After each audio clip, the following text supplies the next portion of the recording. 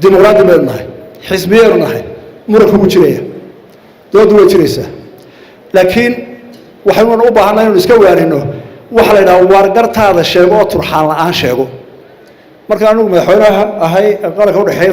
ee dardaaranka qura bixinaya waxa weeye aynu doodno sharcigaanu isku qabsanno dantaanu isku qabsanno laakiin doodaada iyo murankaaga turxaan la-aan eed la-aan sheego si gobonimadu waashi maalmahan waxaa maqlaysa waxan badan oo xisbiyada ka socday mucaaridka ah gaar ahaan xisbiga wadani wuxuu ku dacwooday sharcigii baa la jabiyey raaci mayno go-aankaa baarlamaan ka soo baxay garabtii waa sharcigii baa laga booday madaxweynaha marorsaday gartaa ma ogolin waa caadi qofku hadduu wax toodo inuu sheegto laba qodob bay sheegteen mid waxay dhahdeen komishanka cusub la doortay la shaqeyn mayno waayo madaxweyne wuxuu jabiyey heshiiskii xisbiyada xalaal iftiin baa la qashaa xisbiyada waa heshiin haddii qodobka ay ku dooda waxay dhahdeen waxay xisbiyadu ku heshiiyeen inaan xubnihii hore ee komishanka lagu soo celin kuwa damba laga dhigin haddii qodobkaasoo qoraala ay hayaan oo lagu heshiiyey anigu mana saxiixin qodobkaa mana ogi kuman inaan heshiinine oo ma jiraan leeyahay hadday hayaan ummadda hoos soo bandhigeen inaanu qodobkaa ku heshiiyen annaga ka daran haddaanu jirin oo aan laga heshiinin dee wax wanaagsan ummadda markaa doodaysa wax runa u sheeg qodobkaa laguma heshiin waxaa lagu heshiiyey in la soo doorto 7 xubnood cusub sababta loogu dari waayo kuwa hore yaa lagu soo celinaa waa sharci aanaan dhaaf karin haddaanu xisbiyada nahay ayaa yaalla xeerka komishanka qodobkiisa 12aad faqradda 4aad waxay leedahay muddada komishanku waa 5 sannadood waana loo cusboonaysiin karaa markuu waqtigu ka dhammaado xubnaha haddii loo baahdo yaa saxeexay waxaa saxeexay mudane cabdiraxmaan maxamed cabdilaahi guddoomiyaha xisbiga qaranka wadani guddoomiyaheenii hore oo baarlamaanka oo haddana ah xubin ka tirsan guddida guurtida waa ixtiraamaynaa saxiixiisi waa la raacaya isagaa saxeexay madaxa guddoomiye cabdiraxmaan ummadda u soo bandhig labadaa qodob hadday wax ka jiraan wax ka soo celi ee turxaan la-aan waayo xalaal iftiin baa la qashaa in dadkana jahwareeriye baxa qodobka loo baxay qodobka labaad waxa uu yidhi xubintaa annagaa diidan haddaanu dari nahay lagu dari maayo ama xubnaha haddii lagu darana doorashada geli mayno waxa daba socotoo lagu eedeeyey madaxweynuhu talo uu mararsadaa waa kalitalis tala ma ogola bal amuurta ilaahay haddaba waa qodob isu keeneeg sharcigii uu isagu saxeexay komishanka qodobka 12aad waxay ahayd laba waxa soo jeedinaya guurtida mid waxa soo jeedinaya xisbiga wadani midna wicid saddexna madaxweynaha cid waliba way soo qortay kuweedii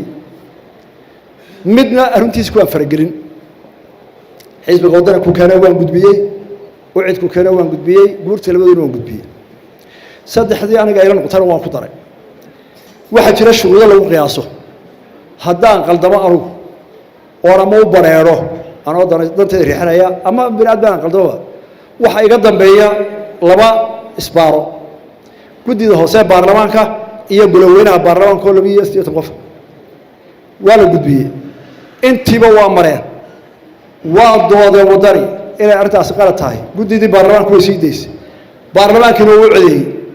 yeeli maynu wadani yidhi dictaatoriyadda ka weyn baarlamaanka yeeli maayo xaggee lagu arkay dee cabdiraxmaan yaa ka filayay inuu wanaagsan oo shibir ahay qolada jabadiyaaba taa laga filayay mudane cabdiraxmaan adoo guddoomiye baarlamaanka ugu weynaa saxeexaya ee dalka 10 sano sharciga u saxeexayay adoo guddoomiyaha xisbiga wadaniga qaran ah adoo xildhibaan guurto sharafeed oo milkiye maamus ku leh dee bal arrintaa ka fiirsan yeeli maayo baarlamaanku waa arrin adag war baradina ka garanaysa shicib weynu anagu baarlamaanku wuxuu waa ogola hadduu ka soo celiyo waa ogola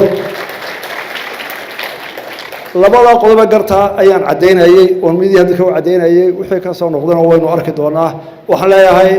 aynu shuruuciisa u raacno aynu isku ixtiraamno markaynu doodayno cayda nin waru yahay da waru yahay in laga sii daayo midiyaha dhaqan gobonimo ma dhaqankeena muu ahay dhaqan la daawo ugu farxan maaha in la iscaado wax badan baynu sunahay haddaynu ku dayno gaalada dimuqraadiyadda Mareykanka haddaynu raacnayo waxa la midka ah Ingiriiska iyo dee waa ku jabayna dee iyagu dimuqraadiyaddu waxay gaadhay inay taa laba nin hays guursadeen haddaynu tooda ku dayno halkaas inay la gelaysaa bal hadda loo fiirsado waa dimuqraadiya waxaa doonaan samaynaya war dib haloo fiirsa dadka raacaya dhalinyarada weliba taalantaasaan ka leeyahay waxaan kusoo gabagabeynayaa Soomaaliland oo warwari maayo dowladda xamar ka dhisan oo aad u tihiin inta weerar lagu qaaday ilaa maalintii la magacaabay dekada Berbera mashruuc sida dekada laga bilaabay waxay isu taagtay dowladda cilaaqaadka carabta u jaraynaa meel ka dacweys waa maxaad u horumaraysaa waxa ku xigtay SDF sanduuqa loo oran jiray Special Fund for Somaliland oo European-ku isku tageen oo Somaliland mashaariicda laga caawinayo laga siin jiray baaburan jirtay warqad bay qoreen anaga la ictiraafsan yahay oo waa gobol laga mid ah cunaha la qabanaya hadii diidaanaha gudbinina waxa ku xigtay ECAW isku dayaan diyaaradooda halka soo maray waxa kamid ah dawladda Somaliland soo dhaweysa ama marti qaadaan cilaaqaadka loo jaraynaya war waxa xuna gacanta ugu jira meega geeyayna soo dhaweysa waxa ku xigay tukaraq dagaalka ay ku qaadeen Soomaaliland gudaheeda ay halsteeg u degtaan meel Soomaaliland kamid waxa wax laga naxaa in xisbiga wadani rag kamid ah amaanaan isla taagaan oo kula dhacaan xamar maanta warbato waxa sameeyay amaan naga mudan mise in la iska celiyo loo diyaar garow cadiga koobaad ee waqti ba waxaanu kaga dayanaa dhaqanka farmaajo uu labadii madaxweyne ku xiraayay airport ee maanta xamar ay ka gubaysay isagoo oon xukuumin meesha la yiraahdo fila Soomaaliya uu leeyahay labadii madaxweyne igu xigay xataa dhaqan Soomaaliyeed ma iska dhaaf siyaasadda ka gaar meel ku taasayna maanu raacnaa waxay la tahay meelaha qaar kood aan hubsano oo ayna ku dhicin cadawgeena dawladkiisa aan ka digtiraano waxaan ka rajaynayaa ku daaraya aqoonyahanka jaamacadaha dhakhaatiirta injineerada abwaanada dadka maskaxda fikirka badan lahow talada dalka ka qayb qaata haddii kala tacabkiiru khasaar noqonaya taas waa ku badan Soomaaliland waxaan ku hambalyeeyaa ganacsigeeda madax dhaqameedkeeda culimadeeda ardaygeeda haweenkeeda reer miyigeeda kabada ka kalumaysta midnimada iyo difaaca iyo adkaysiga gobonnimadooda iyo qarannimadooda sida aadna ay naftooda u horayaan ayaan aad ugu hambalyeeyaa Soomaaliland ha noolaato midnimo iyo horumar dab ku jeedaya